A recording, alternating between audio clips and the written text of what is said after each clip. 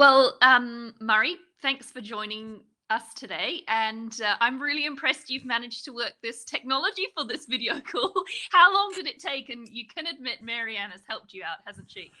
Yeah, she did help me out. Yeah. Got two runners on Saturday. You've got the Chosen One and also Quick Thinker. Let's have a talk about Quick Thinker in the Derby. Coming off the back of that last start win in the Tullock, and what sort of led you to choose the Tullock over the traditional Rosehill Guineas? Well, I think the Tullock's always a good lead and race, a little bit softer than the Rosehill Guineas. It's got all the classy 3-year-olds. And we've used it to good effect in the past, the Tullock Stakes.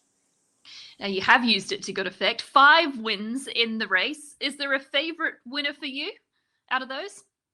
Oh, well, the first one, our Pallison, old Harris rode it, put up a phenomenal effort, came from last at the bend and weaved its way through. And I think that Noel would agree it's probably one of his best rides ever.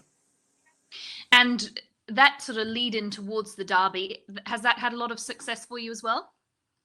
John Snow won the Tullock and then won the Derby. So, yeah, the other Derby winners didn't run in the Tullock.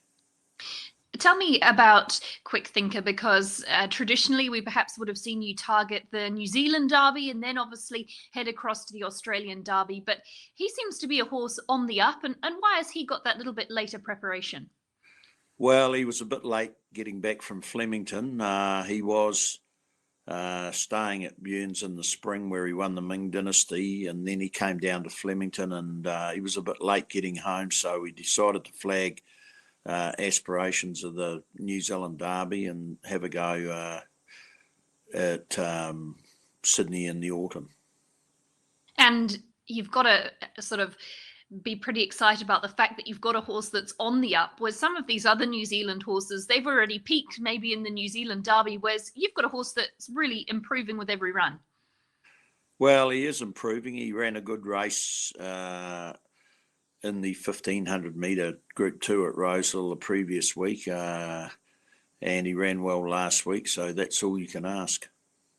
And that Probable Funstar form line, that stacked up well. That was his first run over 1500, wasn't it?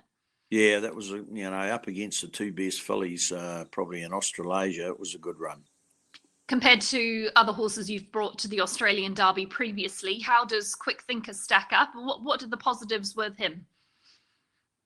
Well, I think you said it. The positive is that he's on the way up, still improving, I hope. The big thing is if he can stay the 2-4 and if he's got the class.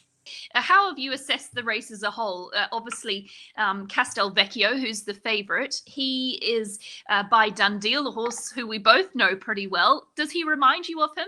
He certainly does. He stayed with us in Melbourne when he ran second in the Cox Plate. We're in the same stable, and he's very like Dundeel, and he's a classy horse. There's no doubt about that. Would you assess him as the main chance to beat? Yeah, I think he's going to be very hard to beat. Mark Newham's colt will be hard to beat if he handles the ground, but I still like Tony Pikelet's horse. I think he can run the trip and he's seasoned, so I think he's a big chance. Yeah, he's tough, isn't he? 4 Derby wins, and you just reminded me when we first joined this call that you've also had 2 seconds in the race as well.